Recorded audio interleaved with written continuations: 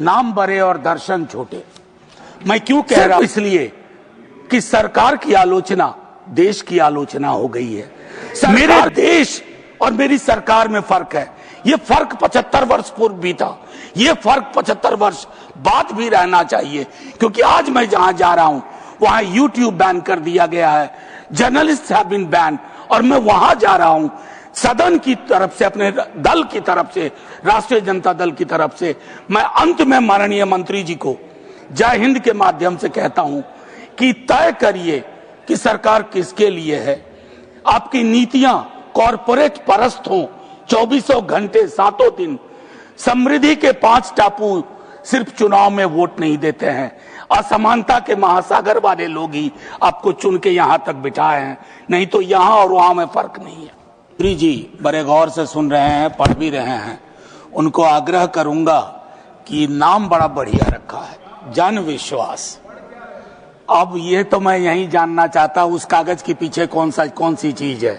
बहरहाल मैं माननीय मंत्री जी, हमारे यहाँ कहावत है, महाराष्ट्र में भी होगी, गुजरात में भी होगी, नाम बड़े और दर्शन छोटे। मैं क्यों कह रहा हूं ये बात, इसके पीछे एक कहानी छोटी सी सुनाऊं। There is a paper on criminology in my university as part of Department of Social Work. तो क्रिमिनोलॉजी में हम लोग पढ़ाते थे white collar crime versus blue collar crime. तो माननीय उपसभापति जी, एक निम्न आय वर्ग का आदमी भूख से परेशान होकर के एक दुकान से ब्रेड का एक टुकड़ा लेके भागता है। पुलिस उसको चेज करती है, थाने में बिठाती है, तूने ब्रेड की डकैती की। एक कॉरपोरेट का आदमी 1 लाख करोड़ का घपला करता है, उसे सोफे पे बिठा करके उसके साथ डील की जाती है।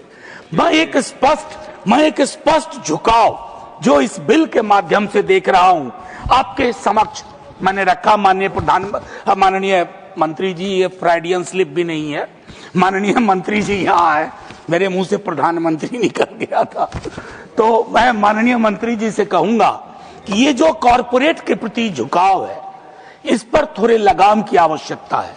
जैसे कहा ना कि आपने कि एमएसएमई को प्रोटेक्ट करेगा, कोई डेटा है कि बीते वर्षों में कितना प्रोटेक्शन बड़े कॉरपोरेट को मिला और कितना प्रोटेक्शन एमएसएमई सेक्टर को मिला। माननीय उपसभापति महोदय, एक समानांतर न्यायिक प्रणाली का जन्म हो रहा है इसके माध्यम से, और उसमें जवाबदेही क्या है और उसकी प्रणालियां क्या होगी, पद्धति क्या होगी, कोई स्पष्टता नहीं है। 1 मिनट ज्यादा लूंगा। छोटे व्यवसाय और व्यवसायियों के लिए क्या उत्पीड़न का एक नया रास्ता खुल जाएगा, particularly with remand to women workers, if there are certain things which have been decriminalised. तो चिंता का विषय है कि उसके लिए वैकल्पिक व्यवस्था आपने क्या की है, क्योंकि महिलाएं अपने कार्यस्थल पर अक्सर शोषण का शिकार होती हैं।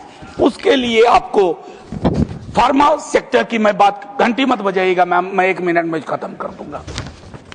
वैसे भी इस पर मैं आपको कहूं कि फार्मा सेक्टर को लेकर के शक्ति भाई ने लाइटर वेन में एक बात कही, मैं गंभीरता से मैं भी एक बात कह सकता हूं कि बीते वर्षों में हमारे देश के, चूंकि हमें फार्मा में हमारा योगदान है, तो हमारी शिकायतें WHO और अन्य मुल्कों में भी हुई हैं, शिकायतें दर्ज की गई हैं।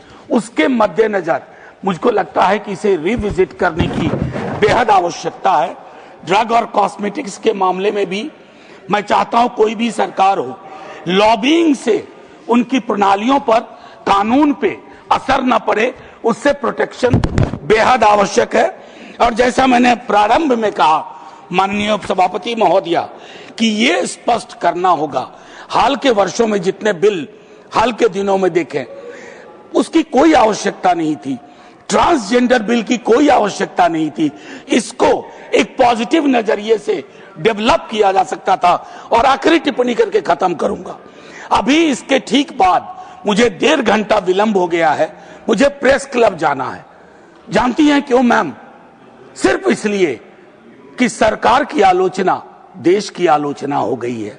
सरकार की नीतियों उसमें कुछ डिक्रिमिनलाइज करिए। मेरे देश और मेरी सरकार में फर्क है। ये फर्क 75 वर्ष पूर्व भी था, ये फर्क 75 वर्ष बाद भी रहना चाहिए, क्योंकि आज मैं जहां जा रहा हूं वहां यूट्यूब बैन कर दिया गया है, जर्नलिस्ट हैव बीन बैन, और मैं वहां जा रहा हूं सदन की तरफ से, अपने दल की तरफ से, राष्ट्रीय जनता दल की तरफ से मैं अंत में माननीय मंत्री जी को जय हिंद के माध्यम से कहता हूं कि तय करिए कि सरकार किसके लिए है। आपकी नीतियां कॉरपोरेट परस्त हों, 24 घंटे 7 दिन। समृद्धि के 5 टापू सिर्फ चुनाव में वोट नहीं देते हैं, असमानता के महासागर वाले लोग ही आपको चुन के यहां तक बिठाए हैं, नहीं तो यहां और वहां में फर्क नहीं है। जय हिंद।